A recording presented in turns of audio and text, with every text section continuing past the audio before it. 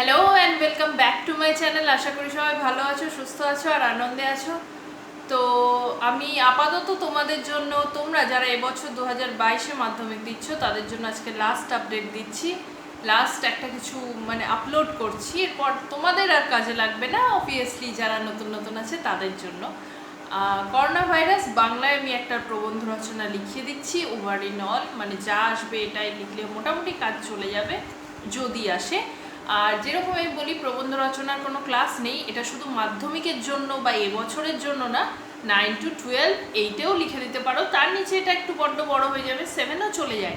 7 to 12 most probably সবার জন্যই এটা চলে যাবে, প্রবন্ধ রচনা। ঠিক আছে, করোনা ভাইরাস শুরু করো।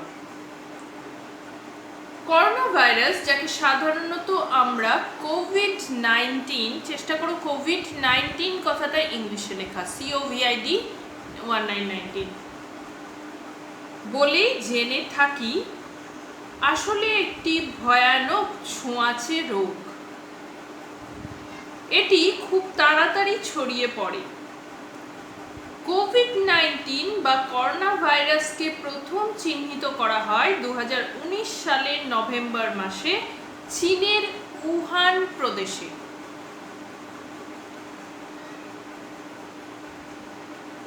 তবে বর্তমানে এই রোগটি সারা বিশ্বে ছড়িয়ে পড়েছে।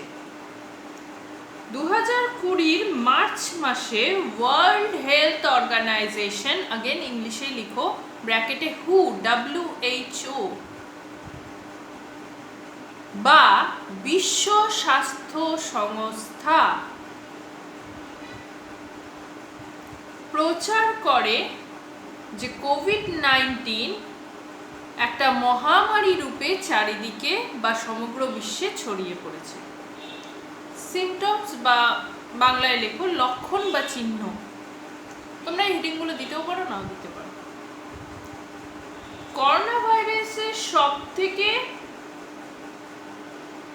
সাধারণ যে লক্ষণ সেটি হলো জ্বর, কাশি, শ্বাসকষ্ট ইত্যাদি। কিছু মানুষের ক্ষেত্রে শরীরে দুর্বলতা এবং ব্যথা, নাক বন্ধ, সর্দি, গলা ব্যথা ইত্যাদির মতো সমস্যা দেখা যায়। বেশিরভাগ ক্ষেত্রে বর্তমানে হাসপাতালে ভর্তি না হয়ে অথবা কোনো গুরুত্বপূর্ণ চিকিৎসা ব্যবস্থা ছাড়াই সাধারণ কিছু ওষুধের মাধ্যমে চিকিৎসা করে বাড়িতেই এই রোগের চিকিৎসা করা সম্ভব হচ্ছে। বয়স্ক ব্যক্তি এবং যারা কিছু শারীরিক সমস্যা যেমন হাই ব্লাড প্রেশার, উচ্চ রক্তচাপ,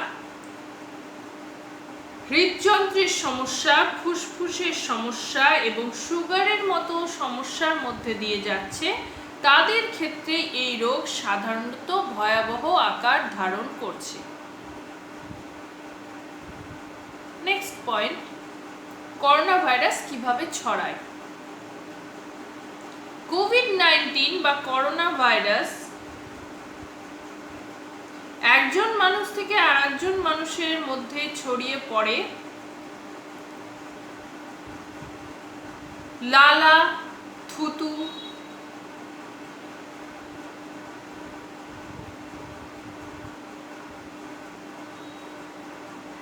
নিঃশ্বাস ইত্যাদির মাধ্যমে।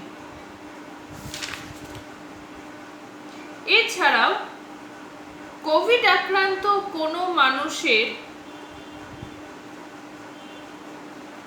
ছোঁয়া কোনো জায়গা বা জিনিসে হাত দিয়ে অন্য কোনো মানুষ যখন সেই হাত নিজের চোখে, মুখে বা নাকে লাগায়, তখন সেও কোভিডে আক্রান্ত হতে পারে।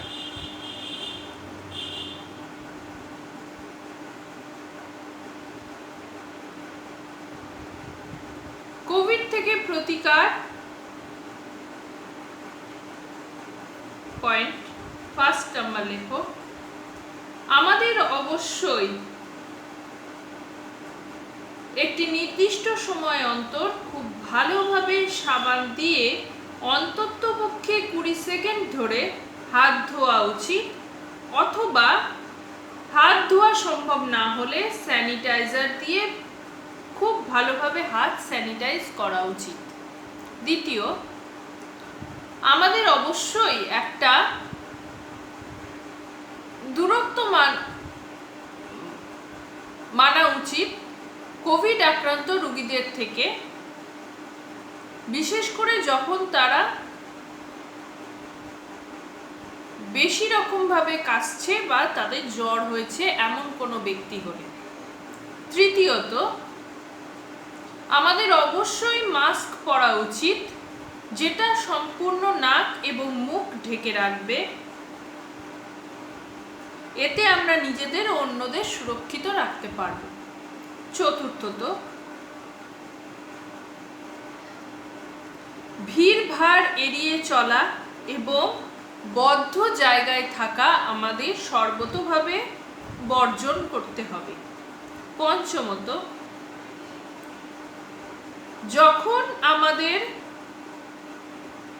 কাছে উপলব্ধ হবে তখনই আমাদের ভ্যাকসিন নিয়ে নেওয়া উচিত। ষষ্ঠত, সবসময় আমাদের নিজেদের শরীর এবং স্বাস্থ্যের প্রতি মনোযোগী হওয়া উচিত। উপসংহার লেখো। সমগ্র বিশ্ব জুড়ে আমরা বর্তমানে খুবই কঠিন সময়ের মুখোমুখি। করোনা ভাইরাস নিজেকে ক্রমেই পরিবর্তন করে চলেছে এবং বর্তমানে এর ডেল্টা, ওমিক্রন প্রভৃতি বিভিন্ন আরো বেশি ছোঁয়াচে প্রকারগুলি আমাদের মধ্যে দেখা দিচ্ছে। এটি ক্রমাগতই আমাদেরকে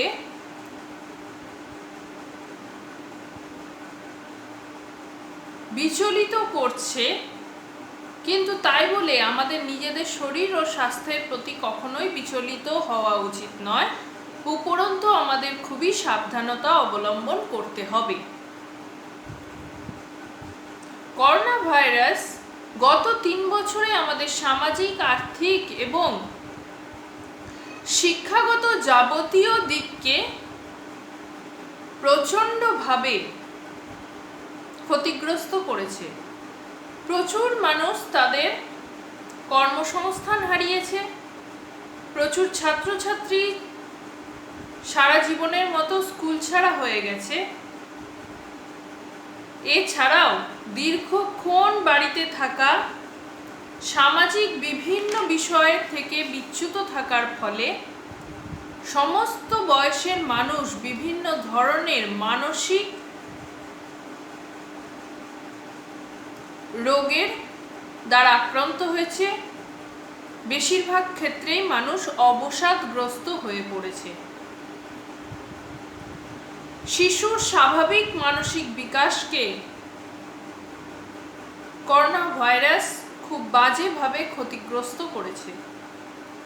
তাই সব মিলিয়ে বলা যায় এটাই আমাদের কাছে এক চূড়ান্ত সময়, যখন আমাদের সবাইকে